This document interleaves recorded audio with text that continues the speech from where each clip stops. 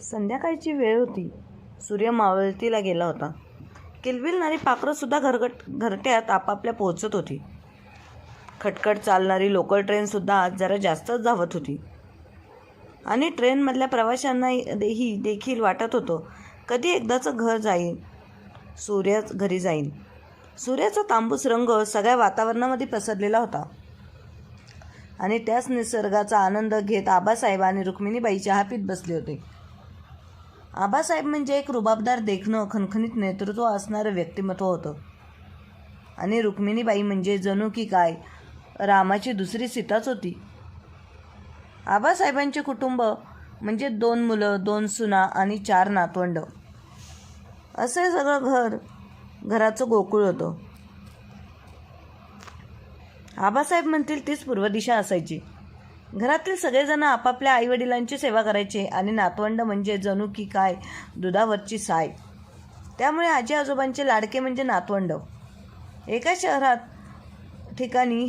ठिकाणी हे कुटुंब राहत होतं. एके दिवशी रुक्मिणीबाई आणि आबासाहेब देवदर्शनासाठी मंदिरात जात होते. परंतु त्या दिवशी मात्र आबासाहेबांचं आयुष्यच बदलणार होतं. कारण एक भरदा वेगाने येणाऱ्या ट्रकने रुक्मिणीबाईच्या अंगावर गेला आणि रुक्मिणीबाई आपल्याला इतक्या पटकन सहज सोडून जातील असं कोणाच्याही लक्षात देखील आलं नाही. बघता बघता ही बातमी आपल्या मुलांच्या देखील कानावरती पडली. त्यांना देखील धक्का बसला. आपली आई देवाघरी गेली, परंतु जास्त धक्का तर आबासाहेबांना बसला होता. कारण त्यांची सीता आज त्यांना सोडून गेली होती. रुक्मिणीबाई आबासाहेबांना सोडून गेल्यानंतर आबासाहेबांचं जगणं म्हणजे जणू की काय झाडावर असलेले पण कोमेजलेलं फूल. मुलं आहेत, सगळं पाहतच होते, त्यांना सावरत होते, परंतु त्यांचं मन कशातच लागत नव्हतं. नंतर काही दिवसानंतर नातवंडांमध्ये हळूहळू त्यांचं मन रमायला लागलं. नातवंडांसोबत खेळायचे, त्यांना गोष्टी सांगायचे, शाळेमध्ये सोडवायचे. हे सगळ्या गोष्टीमध्ये आबासाहेब करत होते.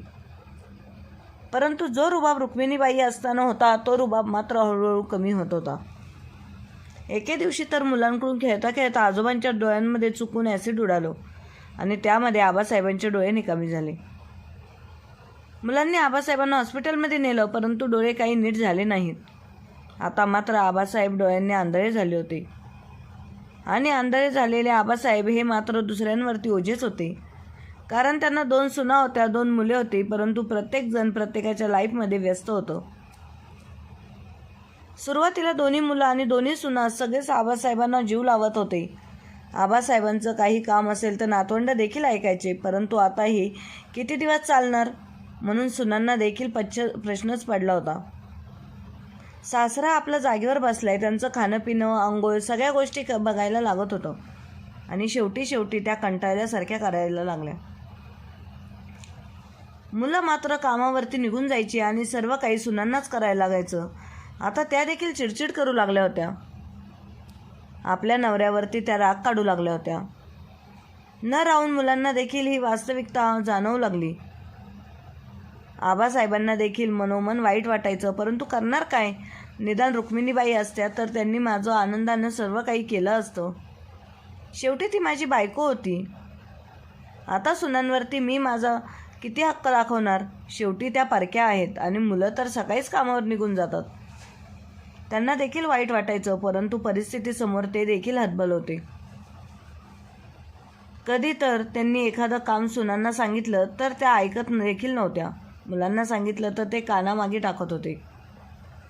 आबासाहेब मनामध्ये विचार करायचे, याच पोरांनी माझ्या डोळ्यांमध्ये ॲसिड टाकलं ना, म्हणूनच आज मला अंधत्व आले. तरी देखील हे लोक माझा एवढा तिरस्कार का करतात? नंतर त्या 2 सुनांमध्ये भांडण देखील होऊ लागले. 2 भावांमध्ये देखील भांडणे होऊ लागली. डॉक्टरांचा खर्च वाढला की एक भाऊ दुसऱ्या भावाला म्हणायचा, यावेळी मी केला आहे, पुढच्या वेळी तू कर. कामाचा ताण झाला की एकटी सून दुसऱ्या जावेला म्हणायची, हे काम मी केलं आहे, आता तू ते कर. आणि हे सगळं आबासाहेबांना समजत होतं, परंतु करणार काय तेही विचार करायचे. माझ्यामुळे आज माझ्या दोन्ही सुनांमध्ये भांडणे होण्यास सुरुवात झाली आहे.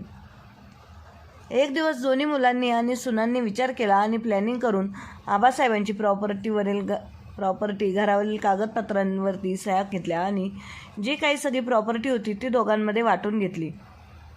आणि त्यानंतर त्यांनी विचार केला, आता येथे या घरामध्ये राहायचं नाही.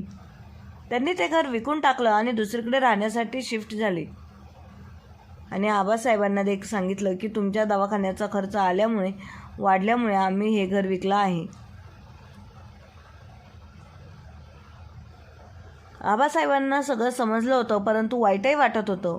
नवीन घरामध्ये आबासाहेबांना देखील ते घेऊन गेले, परंतु तिथे गेल्यानंतर कायदा सरकार ते त्याचं सुरू झालं.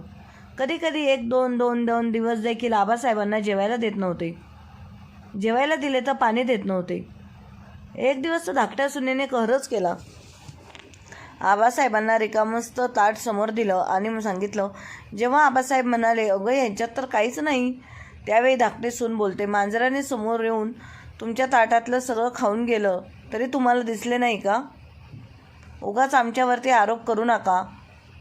नको ते शब्द वापरून त्यांना ती बोलत होती. ते दुसऱ्या दिवशी जेवण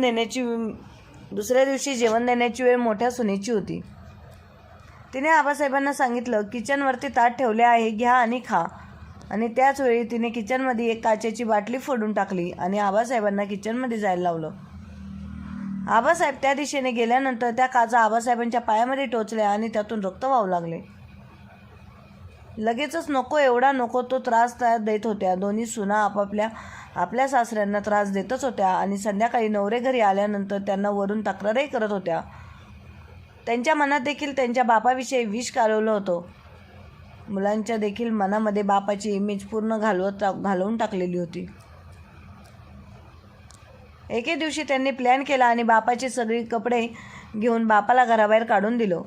आता आबासाहेब डोळ्यांनी आंधळे होते, परंतु त्यांना काहीही दिसत नसल्यामुळे ते त्यांच्या सुनांकडे परत जाऊ देखील शकत नव्हते. तसेच आबासाहेब एका मंदिरामध्ये बसले. ज्या भिकाऱ्यांना ते एकेकाळी दान देत होते त्याच भिकाऱ्यांच्या पंक्तीला ते मागायला बसले होते. मनामध्ये वाईट वाटत होतं, परंतु परिस्थितीपुढे कोणीही जात नव्हतं. एके दिवशी तर अचानक भयंकर पाऊस आल्यामुळे आबासाहेबांचे अंग पूर्ण पावसाने भिजलेलं होतं. एका झाडाखाली ते आपले कपडे घेऊन गाठोडे घेऊन आपला जीव मुठीत धरून उभे राहिले होते. हे सगळं दृश्य 9-10 वर्षांचा मुलगा पाहत होता. तो आबासाहेबांजवळ गेला आणि विचारलं, बाबा, तुमचं अंग तर पूर्ण पाण्याने भिजलेलं आहे, अंगाचा थरकाप होतोय, तुम्ही प्लीज माझ्यासोबत माझ्या घरी चला. पाऊस उघडल्यावरती परत तुम्हाला जायचे तिकडे जा. आबासाहेबांनी विचार केला, जिथे घरातल्यांनी मला घराबाहेर काढले तिथे या परक्या लोकांच्या घरी कसा जाऊ मी? आश्रयाला आणि या मुलांच्या घरच्यांना देखील समजलं की मी अंधार आहे तर ते देखील मला घरातून ढकलून देतील. आबासाहेब म्हणाले, बाळा, नको, तुझं मोठं मन आहे, परंतु मी नाही येऊ शकत रे तुझ्या घरी.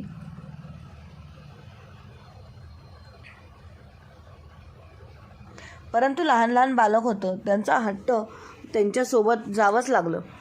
आबासाहेब त्याच्यासोबत गेल्यानंतर त्यांना त्या मुलाच्या आईने पाहिलं तर तिचा मुलगा वेदांत सगळा भिजून आलेला होता. ती खूप ओरडली, त्याला, वेदांत बाळा, पूर्ण पावसाने चिंब भिजला आहेस, तुला सर्दी ताप होईल ना, आजारी पडशील तू. तो खूप काळजी पोटी खूप काही बोलली. त्याच वेळी वेदांतने आपल्या आईला बोलला, आई, तुला माझी काळजी आहे का गं? पण प्लीज माझे काम करशील का? आई बोलली, हो, बोल ना बाळा. वेदांत, काय काम आहे? वेदांतने सांगितलं, आई, अगं, एका म्हाताऱ्या बाबांना दिसत देखील नाही आणि ते एवढ्या पावसामध्ये एका झाडाखाली उभे होते, म्हणून मी त्यांना सरळ इकडे घेऊन आलो आहे. बघ, प्लीज तू त्यांना घरामध्ये घेशील का? वेदांतच्या आईने कुठलाही मागचा पुढचा विचार न करता, कुठे आहेत ते म्हातारे बाबा, असा प्रश्न विचारला.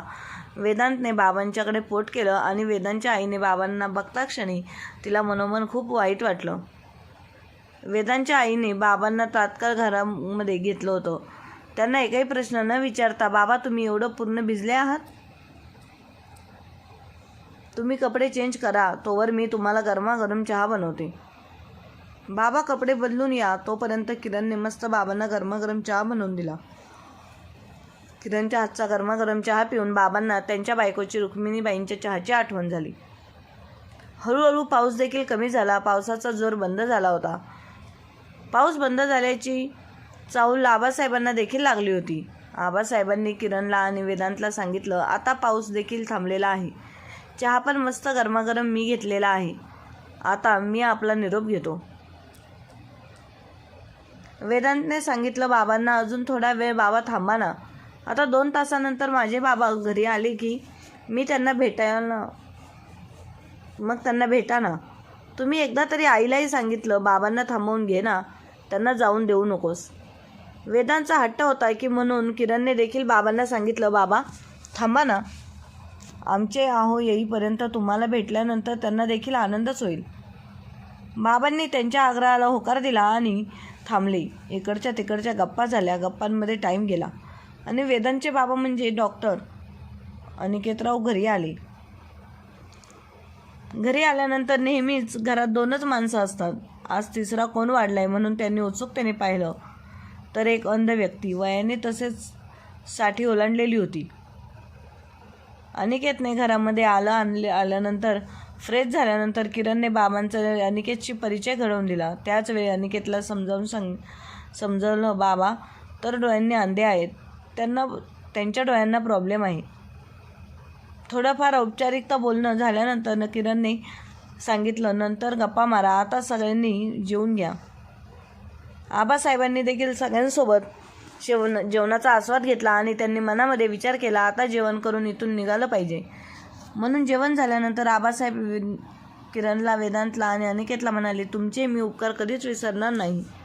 आता मी निरोप घेतो तुमचा. असं म्हणून आबासाहेब तिथून निघणारच त्यावेळी अनिकेतने सांगितलं, बाबा तुम्हाला तर दिसत देखील नाही आहे, मग या घरात तुम्ही कुठे जाणार आहात? त्यापेक्षा एक काम करा, उद्या सकाळ झाली की मग तुम्ही जा. आजचा दिवस प्लीज तुम्ही आमच्या जवळच राहा. या सगळ्या कुटुंबांच्या मागणीला होकार देत आबासाहेब देखील त्या कुटुंबांमध्ये मुक्कामी राहिले. त्याचवेळी गप्पा मारताना अनिकेत बाबांना म्हणाला, बाबा तुमच्या डोळ्यांना असं काय झालंय मला सांगा ना. मी एक डॉक्टर आहे, काही माझ्याकडून मदत झाली तर मी नक्कीच करेन.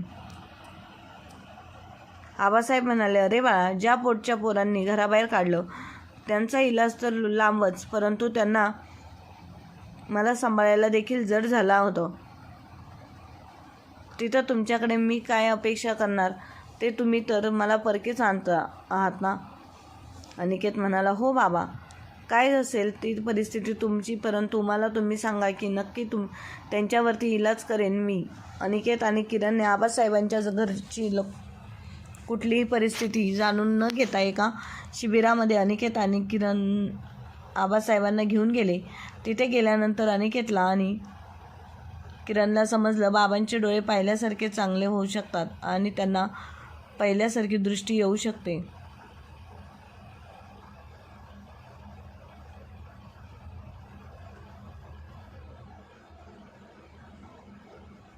किरणला समजलं, बाबांचे डोळे पहिल्यासारखे चांगले होऊ शकतात आणि त्यांना पहिल्यासारखी दृष्टीही येऊ शकते. ऑपरेशन सक्सेसफुल झाल्यानंतर आबासाहेब स्वतःच्या डोळ्यांनी जग पुन्हा एकदा पाहू लागले. त्यांना खूप आनंद झाला. त्यावेळी आबासाहेब म्हणतात, अनिकेत, किरण देवाने मला मुलगी तरी दिली नाही, 2 मुले दिले, परंतु त्या मुलांनी देखील मला घराबाहेर काढलं. माझी सगळी प्रॉपर्टी मला फसवून घेऊन घराबाहेर काढलं. परंतु माझी मागच्या जन्माची काही पुण्याई आणि ऋणानुबंध म्हणायची किरणसारखी मुलगी देवाने माझ्या पदरात टाकली आणि तुमच्यासारखा जावई मला देवाने गिफ्ट म्हणून दिला. म्हणूनच की काय, तुम्ही मला पुन्हा एकदा एक नवीन दृष्टी मिळवून दिली. म्हणूनच एकदा नव्याने पाहू शकलो. तुमचे मानवाने तेवढे उपकार कधी कमीच आहेत. घरी गेल्यानंतर आबासाहेबांनी त्यांच्या आयुष्यामध्ये घडलेली सगळी घटना ते किरणला आणि अनिकेतला सांगतात.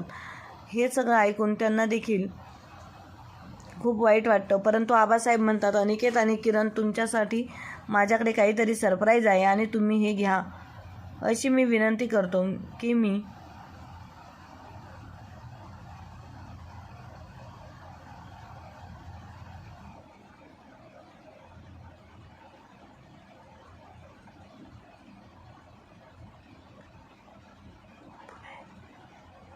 अशी मी विनंती करतो की काही माझी काहीतरी जमीन आहे जी मी स्वतः रिटायरमेंटच्या पैशातून विकत घेतलेली होती, परंतु ते माझ्या मुलांना माहीत नव्हते, म्हणून ही जमीन ही मी तुम्हाला देत आहे. नाही म्हणू नका, याचा स्वीकार करा. डॉक्टर अनिकेत म्हणाला, काही गरज नाही याची तुम्हाला. देवाच्या दयेने सगळं काही भरपूर आहे आणि तुमच्यासारख्यांचा आशीर्वाद नेहमीच आमच्या पाठीशी असतात, त्यामुळे आम्हाला या सगळ्यांची काहीच गरज पडत नाही. परंतु आबासाहेब खूप फोर्स करतात, त्यामुळे अनिकेत आणि किरण बोलतात, ठीक आहे आबासाहेब, आम्ही हे तुमची जमीन घेऊ, परंतु त्या जमिनीवरती आपण एका हॉस्पिटल तयार करू आणि त्या हॉस्पिटलला तुमचं नाव देऊया. ही संकल्पना आबासाहेबांना देखील आवडली. हॉस्पिटलचे काम त्यांनी सुरू केलं आणि बघता बघता त्यांना एक मोठ्या मल्टीस्पेशालिस्ट हॉस्पिटलचं काम पूर्ण देखील झालं आणि त्या हॉस्पिटलला नाव देखील आबासाहेबांचंच दिलं. हे सगळं पाहून आबासाहेबांना देखील आनंद झाला. आबासाहेब, किरण, अनिकेत आणि वेदांत सोबत खूप आनंदाने त्यांच्या कुटुंबातील एक भाग म्हणून राहत होते आणि ते तिघेजण देखील त्यांना आई बाबा कोणी नसल्यामुळे आबासाहेबांना खूप जीव लावत होते. एक दिवस हॉस्पिटलमध्ये अशी एक केस आली. सकाळी सकाळी अनिकेतला फोन आला, एक इमर्जन्सी सर्जरी आहे म्हणून अनिकेत देखील हॉस्पिटलला लवकरच गेला. अनिकेत लवकर गेल्यामुळे पाठीमागून काही वेळानंतर आबासाहेब अनिकेतला नाश्ता आणि जेवण घेऊन गेले. तिथे गेल्यानंतर अनिकेतने सर्जरीसाठी ती केस पाहिली. ती केस हँडल करायला घेतली, परंतु अचानक एक अर्जंट मीटिंग आल्यामुळे अनिकेत पेशंटला सोडून मीटिंगसाठी निघून गेला. आबासाहेब देखील हॉस्पिटलमध्ये तिथे गेल्यानंतर त्यांनी रिसेप्शन टेबलवरती पेशंटच्या लिस्टमध्ये त्यांनी त्यांच्या नातवाचं नाव पाहिलं होतं. त्याचवेळी त्यांना समजलं होतं त्यांच्या नातवाचं ऑपरेशन होतं, म्हणूनच सकाळी अनिकेत लवकर आला. पेशंट रूममध्ये 203 वाचल्यानंतर आबासाहेब रूमच्या दिशेने गेल्यानंतर सुनेने आबासाहेबांना पाहिले. सुनेने मुलांनी सगळ्यांनीच आबासाहेबांना ओळखलं, परंतु सून आबासाहेबांवरती पुन्हा एकदा चिडून म्हणाली, आता कशासाठी इथे आला आहात? आबासाहेबांच्या मुलाला सांगितलं, या म्हाताऱ्या इथून निघून घेऊन सांगा. आणि हे सगळे शब्द आबासाहेबांच्या कानावरती गेल्यानंतर त्यांना खूप वाईट वाटलं. आपल्या नातवाला या अवस्थेमध्ये बघून त्यांना देखील वाईट वाटत होतं. त्यांनी अनिकेतला अर्जंटमध्ये फोन केला आणि सांगितलं, मीटिंग सोडून लगेच ही केस हातामध्ये घे. डॉक्टर अनिकेत धावत परत 203 नंबरच्या रूममध्ये आले आणि सगळ्या सिस्टर नर्सला सांगितले आहे तोच ऑपरेशनची तयारी करा. आबासाहेब देखील तिथे थेट उभे असल्यामुळे आबासाहेबांची सून डॉक्टरांना सांगत होती, या माणसाला इथून बाहेर काढा, ही आपली पर्सनल रूम आहे. अनिकेतच्या लक्षामध्ये आलं की ही दुसरी तिसरी कोणी नसून बाबांची सूनच असणार आहे, म्हणून त्यांनी बाबांचा एवढा हा तिरस्कार करत होते. त्याचवेळी डॉक्टर अनिकेतने सांगितलं, ज्या व्यक्तीला तुम्ही बाहेर काढण्यासाठी सांगत आहात त्याच व्यक्तीच्या सांगण्यावरून मी तुमची केस हातामध्ये घेतलेली आहे. एवढेच नव्हे तर तुम्ही ज्या हॉस्पिटलमध्ये आज आहात त्या हॉस्पिटलचा मालक म्हणजे आबासाहेब आहेत. आणि हे डॉक्टरांनी अनिकेतचे हे सगळे शब्द ऐकून मुलांच्या आणि सुनांच्या पायाखालची जमीनच सरकली. ज्या बापाला अंधारा बाप म्हणून घराबाहेर काढून दिलं जातं, त्याची सगळी प्रॉपर्टी आपल्या नावावर गुपचूप करून घेतली होती, तो जर आज गुपचुपीतलाच मालक निघाला. धाकटी सून आणि धाकटा मुलगा देखील आल्यानंतर त्यांना देखील धक्काच बसला. आपण ज्या बापावर भीक मागण्याची वेळ आणली होती, आज तोच बाप म्हणजे करोडोंचा मालक. दोन्ही मुलं सुना आबासाहेबांच्या पायांवर येऊन माफी मागत होती, परंतु त्याच वेळी आबासाहेबांनी त्यांना स्पष्ट सांगितलं की माझी आणि तुमची कुठली ओळख नाही, मी फक्त तुमच्यावरती माणुसकी दाखवून उपकार करत आहे, बाकी काही नाही. आपला संबंधच नाही. ज्यावेळी आपल्या वडिलांना खरी आपली गरज होती त्यावेळी आपण त्यांना बेघर केलं म्हणून, परंतु तेच वडील आज आपल्या मदतीला धावून आले आणि त्यांनी सगळ्यांना सांगितलं की आपले आईवडील शेवटपर्यंत साथ देतात, बाकी सगळेच मजा पाहत असतात. तर मित्र आणि मैत्रिणींनो, तुम्हाला आजची कथा आवडली असल्यास चॅनलला लाईक, शेअर, सबस्क्राईब नक्की करा. कथा पूर्ण ऐकल्याबद्दल, वाचल्याबद्दल तुम्हा सर्वांचे मनःपूर्वक शुभेच्छा. धन्यवाद.